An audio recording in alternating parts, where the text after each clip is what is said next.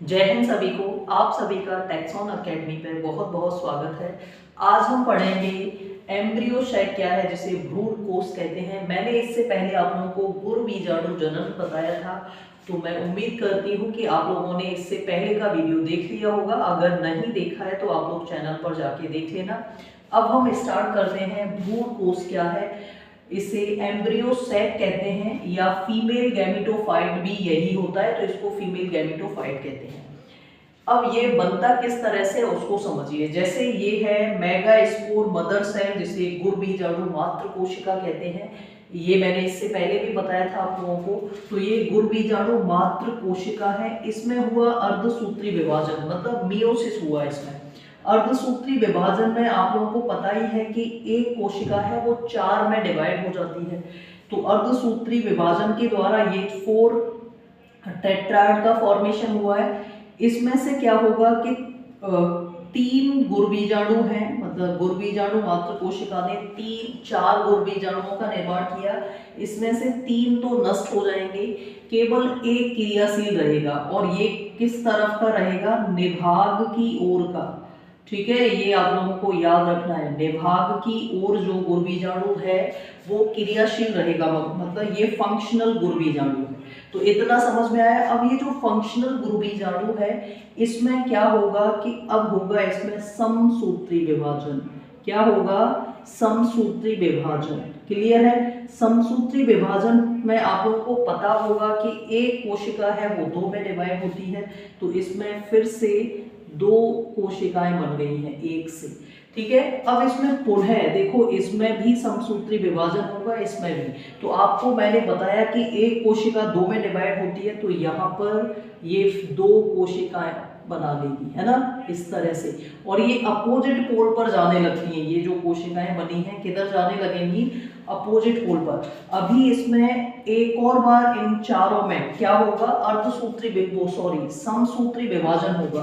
तो देखना, समसूत्री विभाजन होगा तो होगा क्या कि ये देखो, इसने 2 कोशिकाएं बना दी, 2 केंद्रक, और इसने भी 2 केंद्रक बना दिए। ऐसा ही यहाँ पर, है ना, ये हो जाएगा। अब इसमें से होगा क्या? ये जो केंद्रक हैं अपोजिट ध्रुवों पर, देखो, एक इस तरफ इकट्ठे हुए हैं, इस तरफ इकट्ठे हुए हैं। इसमें से होगा क्या कि एक एक केंद्रक बीच में आ जाएगा। ठीक है, एक बीच में आ गया। मैंने दोनों को मर्ज कर दिया। देखो, एक इसका केंद्रक, एक इसका, ये दोनों आपस में संयोजित होकर ये बना देते हैं द्वितीयक केंद्रक। क्या बना देते हैं? द्वितीयक केंद्रक या फिर ध्रुवीय केंद्रक। ठीक है, ध्रुवीय केंद्रक भी इनको बोलते हैं, ध्रुवीय केंद्रक। क्लियर है? तो इनका निर्माण करते हैं। बाकी देखो, 3 कोशिकाएं यहां पर हैं और 3 कोशिकाएं यहां पर हैं। ठीक है, तो आप लोगों को याद रखना है, ये माइक्रोपाइलर एंड होता है, मतलब बीजांड द्वार, वहां की कोशिकाएं होती हैं। इन पूरे को मिलाकर बोलते हैं अंड उपकरण। क्या बोला जाता है? अंड उपकरण। और ये वाली जो कोशिकाएं होती हैं इन्हें बोलते हैं प्रतिमुखी कोशिका। क्या बोलते हैं? प्रतिमुखी कोशिका। और ये द्वितीयक केंद्रक है।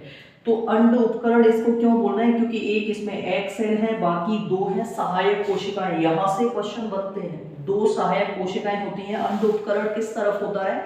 तो बीजांड द्वार की ओर। निभाग की ओर क्या होती हैं? प्रतिमुखी कोशिकाएं। बीच में होता है द्वितीयक केंद्रक या ध्रुवीय केंद्रक। जो अंड उपकरण है, 2 उसमें सहायक कोशिकाएं होती हैं, जिन्हें इंग्लिश में सिनर्जिड सेल बोलते हैं। एक अंड कोशिका होती है। तो जो पराग नलिका है, वहां से जो परागकण आता है, उसे अंड कोशिका तक पहुंचने में ये सहायक नलिकाएं, सहायक कोशिकाएं हैं, मदद करती हैं। तो मैं उम्मीद करती हूँ कि आपको ये कॉन्सेप्ट समझ में आया होगा। अगर कोई भी प्रॉब्लम है तो आप लोग कमेंट बॉक्स में बता सकते हो। और जिन बच्चों ने इससे पहले का लेक्चर नहीं, इससे पहले की वीडियो नहीं देखी है, वो जरूर जाके देख लें, तो आपको क्लियर हो जाएगा। अब हमने यहाँ तक छोड़ा है, ठीक है, यहीं से आगे हम नेक्स्ट वीडियो में कंप्लीट करेंगे। तो यहाँ तक, है ना, पूरी कहानी आपको समझ में आई होगी। एक बार मैं फिर से रिवाइज करा देती हूँ। गुरबीजाणु मातृ कोशिका है, इसमें हुआ अर्धसूत्री विभाजन। क्लियर है? अर्धसूत्री विभाजन में एक कोशिका है 4 में डिवाइड होती है, मतलब अर्धसूत्रीबीजाणु मात्र कोशिका ने 4 गुरुबीजाणुओं का निर्माण किया, इसमें से 3 नष्ट हो गए। निभाग की ओर, मतलब इंग्लिश में चले क्या बोलते हैं, निभाग की ओर जो गुरुबीजाणु था वो क्रियाशील गुरुबीजाणु था और उसमें 3 बार समसूत्री विभाजन हुआ है। देखो, एक बार यहाँ, 2 और 3।